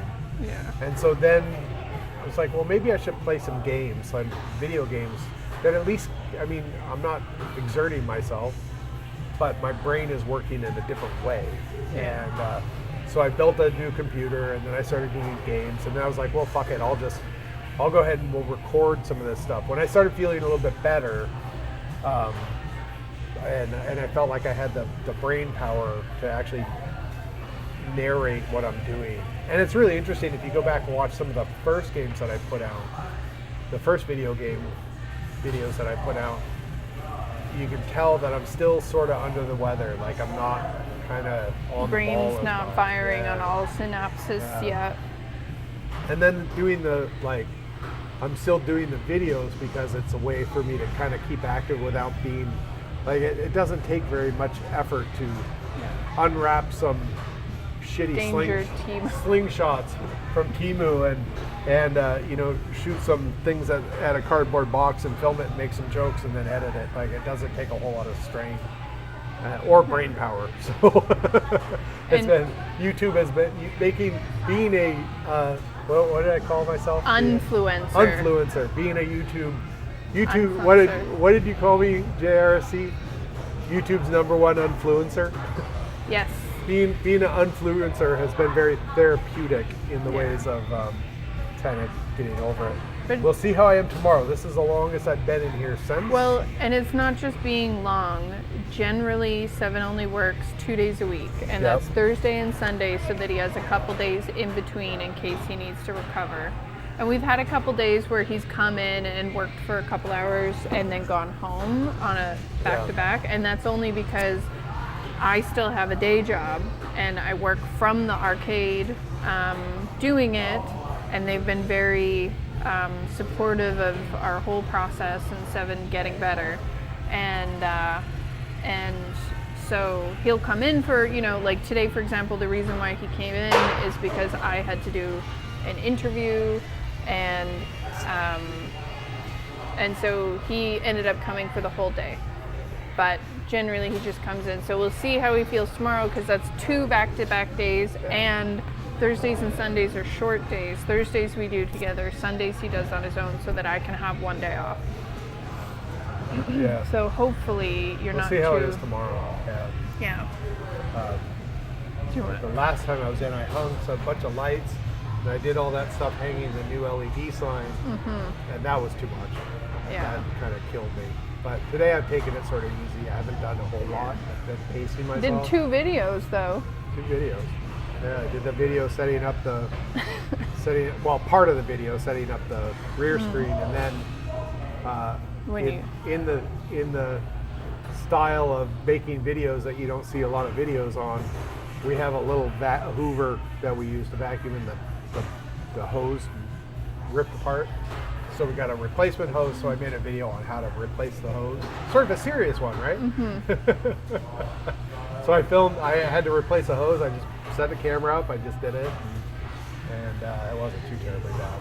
Yeah, and but we'll see. Long story short, to answer your question, slowly but surely getting back, I think. So, but the fatigue is brutal, man. I've never experienced anything like this. Yeah. And I've talked to 3 doctors now. The first doctor didn't understand. I mean, at all. Technically, I think you've talked to like 5 doctors if you include the ones online. We have in PEI we have access to an online healthcare system where you basically chat with them, or you can video chat with them, and they can give you prescriptions for basic stuff, and then they can refer you to specialists and things. And so I've talked to a few of those. We tried to get a low-dose prescription to a thing that commonly is used for, it's people who are addicted to opiates. It's an opiate blocker. But those doses are like 50 milligrams, but they found that if people take like 0.5 or 1 milligram, it actually helps with some of this malaise, and people have seen improvements on it. Yeah, you can come back But anytime. We're open year round. I tried to get and just that so you know, try I'm not it, sure if you're still in school, but but we're open on spring break. it's 7 days off-label, a week. so We're it's usually hard closed to get Monday, someone to Tuesdays, but if you guys are do looking it. for something to do, we're open all week. Wes asks, how do you think the nicotine patches work? Is it because of the withdrawal? I wonder if vape with Are you from out nicotine of would work town? too. So funny you say that. I think what's going on with the nicotine that's so is that it is a fun. stimulant, I right? love it. Whereabouts? And, so I haven't been there. I used to don't teach English know out there.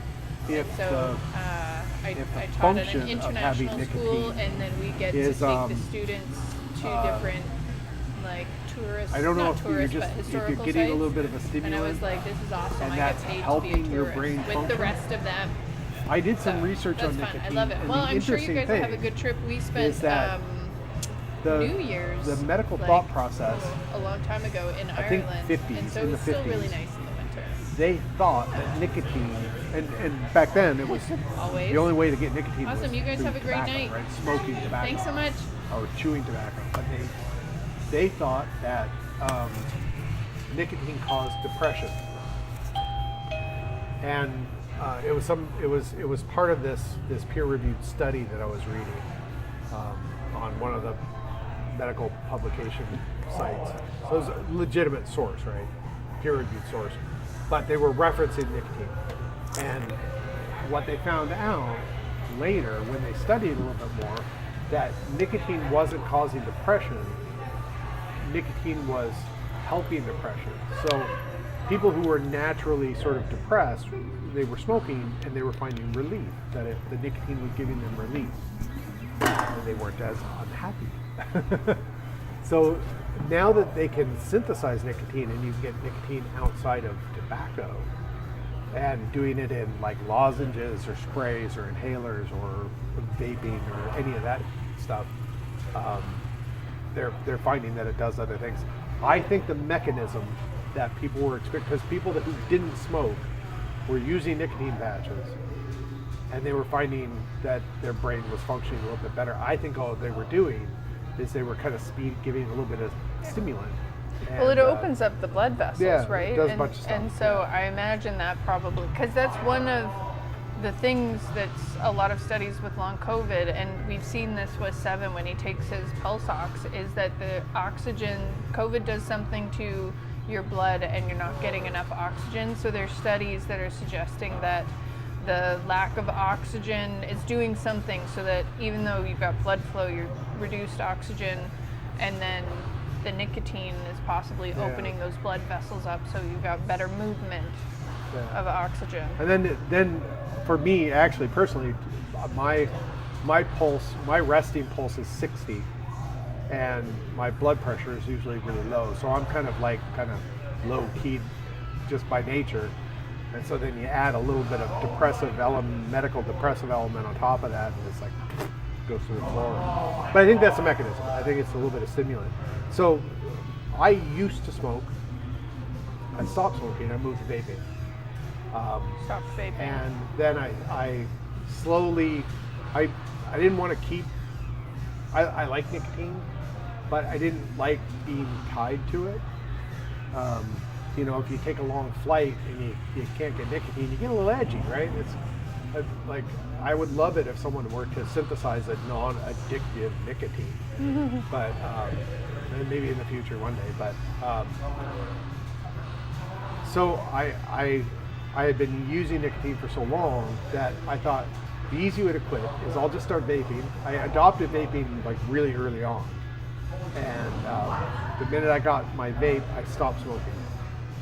And these were like old school vapes too, like they were like chunky, weird shit. I still have some of them. I should make a video on them because I don't think a lot of people have seen those, right? So what I did to quit nicotine is when I got to a point where it's like, okay, let's see if we can kick nicotine without too many hassles. Like I could cold turkey it, but I didn't want to do that. I'm too lazy. So I had my base nicotine. I always mix my own stuff. So I had my base nicotine that was like maybe 20 milligrams a milliliter. And I would break it, I would cut it down to, I think I was doing about 6 milligrams a milliliter, or somewhere around there. So I would level it down to that. So what I started doing is that every time I took from this container, it was like a 1 liter container. Every time I took from it and made my mix stuff, I would top it off with more just plain VG and PG.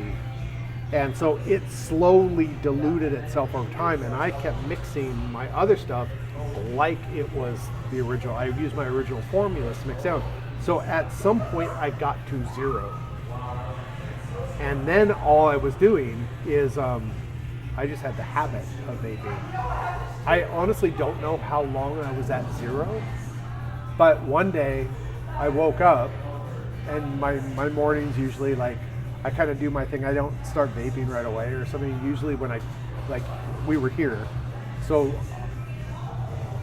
if I was just making coffee, getting ready, making coffee, heading out to the arcade, I usually didn't start vaping until I got into the car. And one day I realized that I hadn't vaped until I was like halfway here.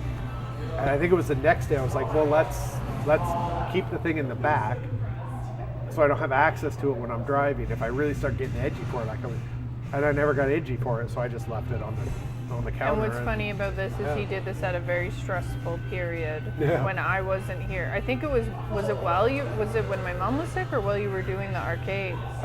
It was when I was doing the arcade. Or when I was away. Yeah, it was when you're doing the arcade because I had to go away and work, and then I came back. Yeah. Like the original setup in the arcade, and then it was after that because I was still vaping. I was still going in the back and vaping a little bit in the back of the other arcade, but and so eventually I just didn't feel like I needed it. Yeah. But then when I started doing nicotine patches again, the first thing I said was, I hope I don't start vaping again. And I did, but I did it by choice actually. When I was done with the nicotine patches, it seemed to me that it had helped, but I was like, you know what? I'm just gonna mix I'll just do a low mix of like half a milliliter of nicotine, and I'll just take some hits off of it. and I'm not going to worry about it. And if I start vaping again and start using nicotine again, I know how to quit. But for this period of my life with the fatigue and all the other shit, I'm like, fuck it. I'm just going to do something that makes my brain happy. And we'll deal with it later. I don't think that vaping is on the harm side of things. I don't think vaping is the worst thing you could do.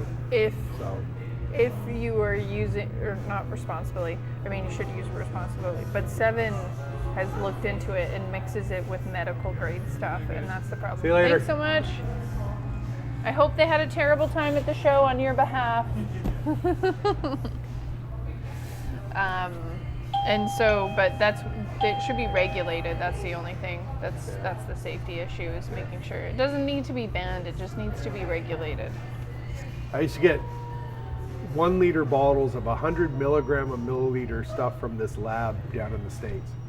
And when we lived in Vancouver, and we'd cross over the border, we'd have it shipped to somewhere over the border. We'd cross the border, we'd get it. I'd take the label off and I'd throw it in the back and say it was antifreeze if we ever got stopped. And it was really, I think, before the border guards even really knew what to look for. They would just open this clear liquid with no smell, and I could have just said it's propylene glycol.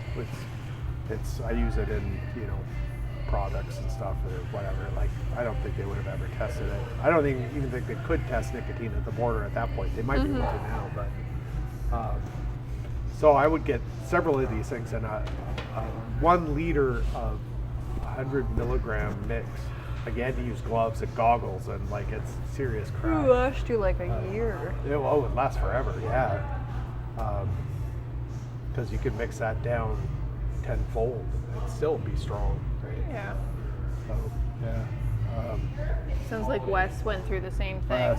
Wes, same here. Quit smoking with vape ages ago. Eventually, I quit vape as well. I did exactly the same thing. I started with 20 milligram, which was a lot of nicotine. Adds a lot of nicotine. And I kept adding non-liquid over a 6-month period. Worked like a charm.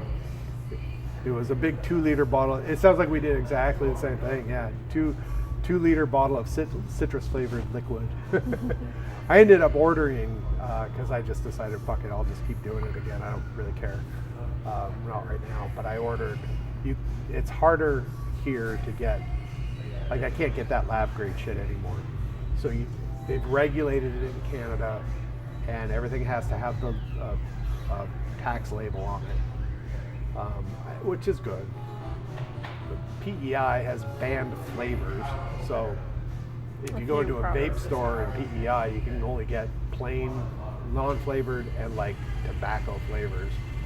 Because kids, right? And I don't even think the vape stores are doing. They might be doing okay, but I mean, it seems like they've moved more away from that mod sort of thing to a lot of disposable stuff now, which is unfortunate because that's a big waste of lithium batteries. And also, single-use stuff is so bad for the environment. Yeah, but I mean, if that's what's selling, that's what's selling. But there's a place in Alberta or something like that. I don't remember where they are off the top of my head, but I've ordered from them in the past. So I ordered some 100 milligram bottles of. It was the strongest crap that I could find, which I think was 18 milligram milliliter. I think is what I think they're 18s. And ordered them in peppermint. I still have a couple liters of PG and VG at the house, so I've diluted those down. And the mix I used to make wasn't absinthe mix. It was had fruity overtones and a licorice undertone. Because I like the licorice because it gave it a little bit of a anise flavor. It gave it a little bit of a kick. And so the mint, I would get those flavors from Italy. Not Flavor Art, but it might have been Flavor Art actually. I'd order them raw from Italy, but you have to order like a liter of the stuff. And I didn't think I needed a liter of flavoring, so I figured the mint. I still have some of the fruity flavor that I use. And you don't use very much of it, so I figured mix that with the fruity flavor and the mint together, and that's good enough for flavor. I'll eventually dial it back so there's nothing. So there's nothing there. And I just had to stop again. I think so. Once the fatigue is gone, which can be a year or two. Hopefully not. It's been a little over 6 months now. I hope it doesn't go on for more than a year. But then I'll when I don't feel like the nicotine is going to help my recovery, then I'll get rid of it. I didn't really mind. You ordered the liquids from Italy. I ordered the flavors from Italy. So I want to say it's Flavor Art, but they do food flavors in propylene glycol. And early on, when vaping first started, they jumped on it. And what they did is that they went through and they isolated ones that were, they isolated the flavors that wouldn't irritate lungs. They make flavorings for food. They did a bunch of tests, like medical tests. They did some tests on them. I forget the name of the chemical, but it's commonly used for butter flavors. But they use that in a whole bunch of stuff, and it causes popcorn lung.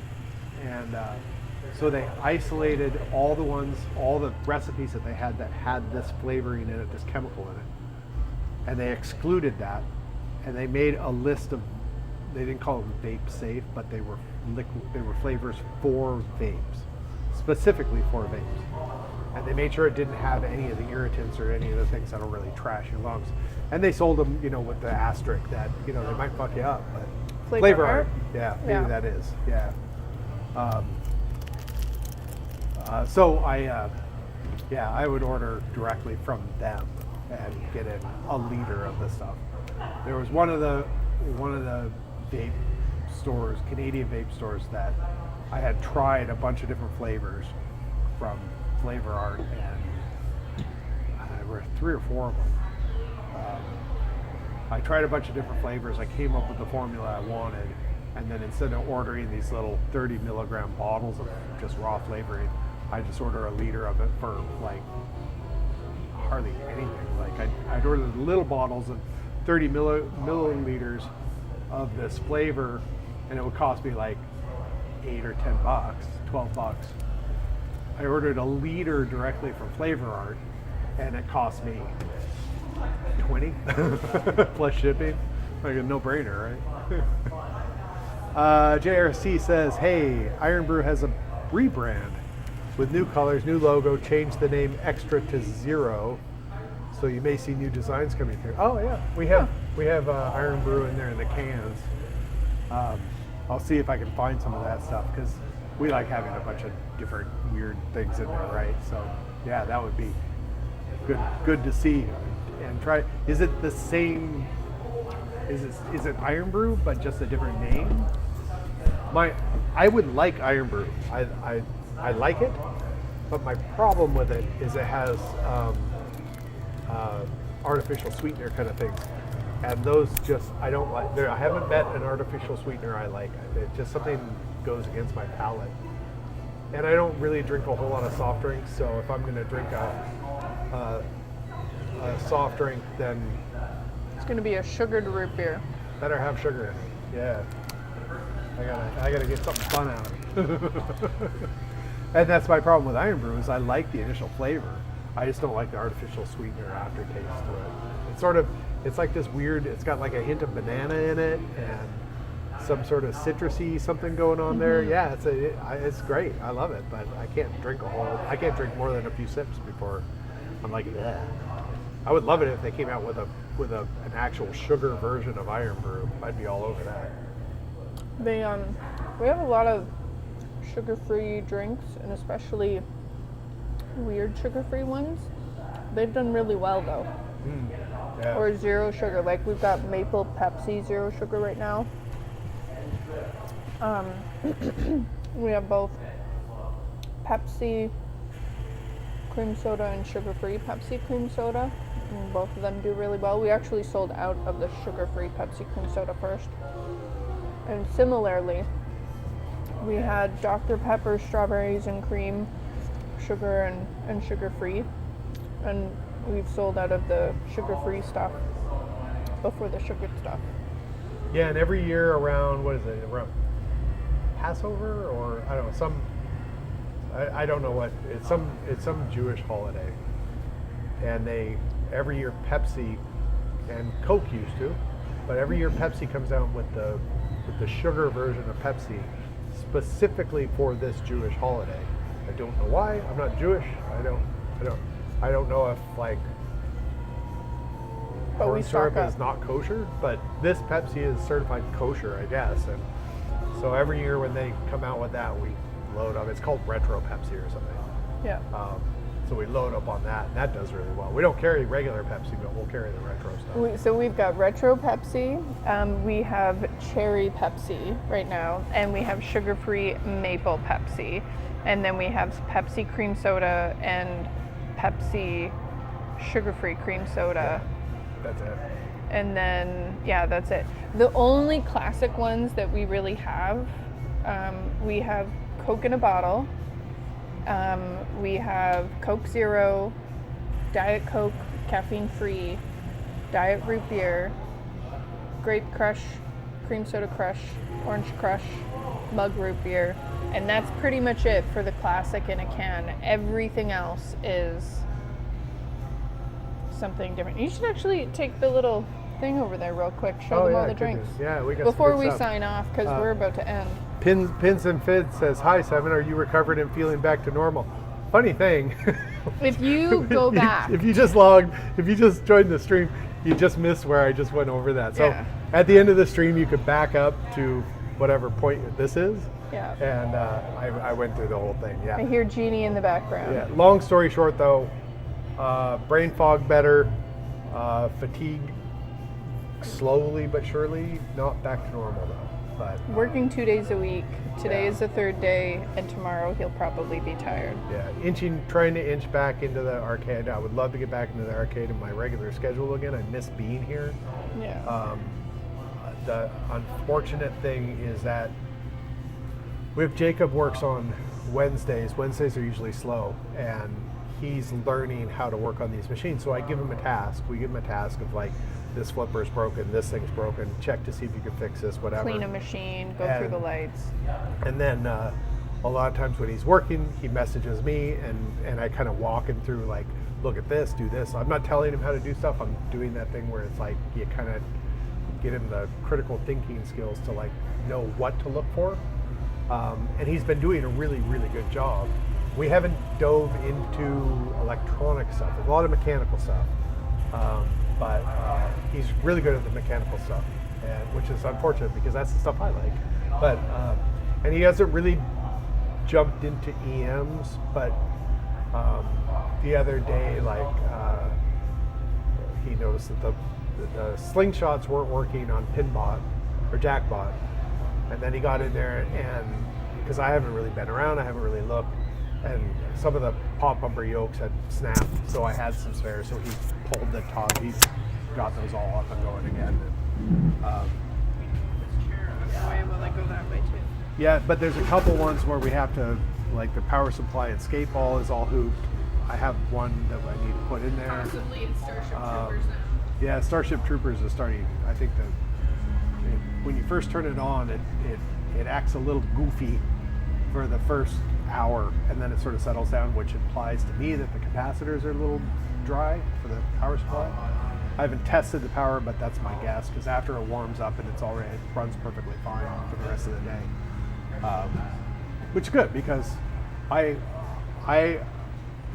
commonly don't rebuild a lot of parts because I would prefer to have the newer quality ones in, but that's an easy one to get a new rectifier board or whatever they've got in there. You pop that in there. I have several in some of the other machines. You pop those in, you pull the old board off, I can rebuild that board, and then I have it as a spare. So I actually probably have a rebuilt spare one already. But I'm lazy. I'll probably just buy a new board and throw it in there. They're not very much, so yeah. Pins and Fins says, have you tried Cheerwine? It's cool cherry flavored soft drink from North Carolina. I've been wanting to get that in. Haven't yet. There's a bit of a problem in Canada with products from the U.S. because there's sort of this the Trump rhetoric of 51st state and calling our prime minister governor and all of that has pissed off a lot of Canadians. Just the general rhetoric coming from the U.S. government has pissed off a lot of Canadians, and it's pretty amazing the influence that it's had on U.S. products here. Even to the point of like you go to the grocery store. In fact, I have a partial video that I'm working on with this that will eventually go out on my personal channel about this. Not being political, but people are putting maple leaves on things that are actually from the U.S., trying to get under the wire. But we used to get produce all like you wanted sweet onions, you went in, they were all from the U.S. Now you can't find sweet onions from the U.S. because everybody stopped buying it. They just rotted on the shelf because people would see, oh, made in the U.S. They're like, I'm not buying it. So now all of our sweet onions that you get at the grocery store come from Peru.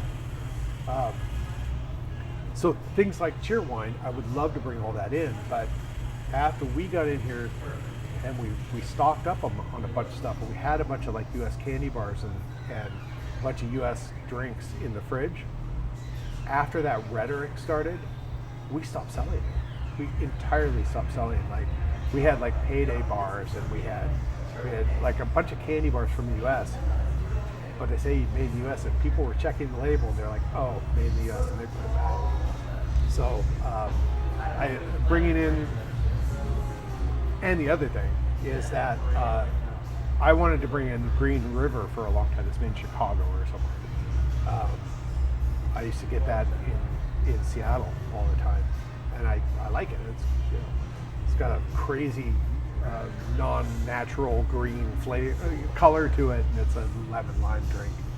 I would love to bring that in, a bunch of other stuff. So when we went to Maine to pick up Big Lebowski, and on the way back we had to hire a brokerage to clear it for us to bring it into Canada. That company, they will pallet for you. So they have a warehouse, they'll put a pallet down, stick your name on it. You can have a bunch of crap shipped from all over the US. They'll throw it on the pallet for you in the US. And then when you want to bring it in, you can either have them, they wrap the pallet, throw it on a truck, bring it in for you, and handle all of the duties and clearance and everything for you. You pay them for it, whatever. Or you can go up, grab it, you grab this whole pallet, you unload it in your van, you drive it across. They do the paperwork, you just drive it across yourself. Who are you talking about? Big Lebowski? No, bringing stuff in from the U.S. Oh. And, but I'm a dual citizen, so I have U.S. and Canadian citizenship. I only have valid Canadian passports right now. I don't think that I'll bother getting U.S. passports at the moment, but Sophia's a Canadian citizen. But can you imagine that it's 4 hours to Maine, to the border. We go across the border with the intention of being there for just 3 hours, but there's a risk that we could get held up at the border going in. We could be detained. We could clear the border, only going in for the day, and then they might pick her up or me up or both of us up. Yeah. And we end up in detention for 3 weeks, and our car is over there. Just disappear. Our car is there. We don't have anybody in Maine we can call to go and get it, so our car gets towed. We lose our car. We have no way home. Even if they do that for a week. And no way to contact people. Like there's people, there was a Canadian woman who, I can't remember her name, but she was one of the ones that was high profile, and she went to a certain border crossing because that's the one, she had all of her paperwork. She had been there before. She was told just to go back there, and she was filing to get her work visa to continue working for a company she had already been working for. And then instead of saying, hey, you're missing some paperwork, they just detained her and that was it. And they're supposed to, anyone they detain, they're supposed to put a tracking number on you, and then your family gets that number and they can track what location you're in. And half the time they didn't know where she was. And yeah, so there's any rhyme or reason why I could get arrested or Seven could be arrested just not even arrested, just detained. Just detained, yeah. But you could, yeah. I mean, who's to say they don't arrest you for treason? Yeah. Right. Yeah. And we read online as well that folks that are living, there's the potential for folks that are living outside of the U.S. To no longer be allowed to have valid travel permits, including passports. And if you cross with a passport, it will be removed from you, essentially. There was one of those things. So that's the other thing. Yeah, and if I'm dual citizen and I'm crossing carrying only my valid Canadian passport, and I don't have a valid U.S. passport, they might think, oh, they find out I get detained, I get caught, and then they realize that I'm a U.S. citizen, but I don't have my passport, and then ICE decides, oh, we're going to punish him for wanting to pretend that he's Canadian instead of American, or who knows. So it's just so. Long story short, getting Cheer Wine in, which I would love to bring in. Oh yeah. Getting it over the border, and then putting it on the shelf and actually having people try it if they realize that it's from the U.S. Can't do it now. Are you So what's interesting is we have. Not that long, or on one of my last trips to BC, before everything was super crazy, I went down to the States with my sister, and I was able to actually get some paydays for really cheap. So we stocked up on paydays. I shipped them out to Seven, and then we had the stock in, and we sold them consistently. Yeah. They were so popular. Yeah. Essentially, since everything has happened, we've stopped selling them. We wanted to do, we've been trying to get our coffee going here. We still haven't done it. We need a new espresso machine at the end of the day. But we're going to try to push that through and just start doing it anyway. But long story. So one of the things that I drink, I used to drink mochas. And then I decided I didn't need all that milk. So I started drinking Americanos with chocolate. And now that's my drink. So that's going to be our signature drink here. But most espresso places that you go into, they only have one chocolate, right? Mm-hmm. But here, I want to have like adding the chocolate to the espresso is sort of the hook. So I want to have like a couple of basic, maybe one basic chocolate, and then offer 2 or 3 others. Fancy ones, dark chocolate, white chocolate. You pay an extra 25 cents and you can go for this other one. There's a company in Seattle that makes, they're called Dilettante chocolate, and they were the shit back in the day, in the 80s and 90s or whatever. Dilettante stores, you go in, you get the little chocolate bonbons or whatever. But they make a chocolate sauce that has a unique flavor to it. It's chocolate and cream.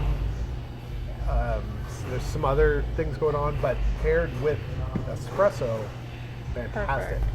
So I wanted to bring that in as my premier one, and it would be a little expensive to bring in because they won't ship to Canada. No. I might be able to work it out with them, but easily they don't ship to Canada. So what we did is that we tried it. We had it shipped to Sumas, and then Sophia's sister and husband went over to get it. But for reasons I'm not going to get into, it would be a really bad idea for them to go into the States right now, just because of it's not safe for anybody. So I don't want to ask them to go into the States to do that. That process worked great, and it wasn't too bad. They went across, they picked it up at a drop box, brought it over, no problems, threw it in the mail, sent it to us. It didn't add all that much to the cost. We could bring in like 4 gallons at a time, and they would last for a year or something like that. So we tried it. It worked. It wasn't too bad, but yeah, we'll see. I mean, I don't want to do that. It's interesting because there used to be, like in Sumas, so many drop-off locations, and you could also have mail forwarding, and people where we lived, which was right near the border, and the town was called Sumas. Really hoppin' little town. People go across and get groceries, gas. They had a couple restaurants. They had quite a few post box places. After Trump was elected the first time, the town died. And then since he's been elected the second time, all of the services that did mail forwarding as well to Canada across the country have also really cut down, because we couldn't find one that because there were some, but now we have a really hard time finding a mail forwarding service into Canada because people aren't buying from the States and having it forwarded up again. But I mean, maybe we'll figure something out. But if you also have your super duper favorite chocolate recommendations for coffee, send those to us. Wes says, bad idea to go into the States right now. It's going to be hilarious come this summer when the World Cup stadium's totally empty except the Canadian-Mexico ones. It's going to be interesting. And it says, unless they don't cancel the event entirely, which would be interesting. He says, come to Europe. We don't have a lot of sodas, but plenty of wine and beer. Also recommend espresso being Italian. Would love to go to Italy. And we both want to add, we have nothing, we love all of the folks that support us from the States and understand why we can't bring certain things in, and it's nothing against you, it's just unfortunate situation in the world right now. Political meat grinder that's going on right now. But we invite you to come visit us and try some Canadian treats and play some pinball and visit PEI. Yeah. I think our last people are leaving, so we're gonna go here. Before we go, I'm going to do sometime in the next couple of weeks, I'm probably going to do a live stream from my studio on the Seven Greylands page. So if you're not subscribed to that page, I'll drop it in the chat. You guys don't have the Big Lebowski anymore? we do. It's drop it in just, here. $23,000 Go over, subscribe to giveaway that, at the moment. and then we'll do the first live stream on that It's- channel here it has in a the really future weird from the studio. glitch, I probably and am it's going had to it for do a like while a little since bit it of hasn't been in. I'll We probably really do a haven't live been stream able to while track I'm what's the filming issue, and essentially for it's one of the not effect kicking out the pedal ball. Okay. In most videos or cases, something when like that. something I'm not like sure that yet. happens, there's something Or maybe I'll do the stopping one it when from I'm being doing kicked out. So, the like, there's a Selena, when I short, unbox or the Selena there's something synth. blocking it, I'll play or around the with that, solenoid's not working, and all of that's I been think we're going to checked. go because these people are And leaving and I want to talk to them seems for a to be minute. fixing So it. So I'll say we're goodbye for trying to Sophia, work with and Dutch thanks for Pinball tuning and in, keep trying and to come up with ideas. At the end of the day, see you we guys might, next time.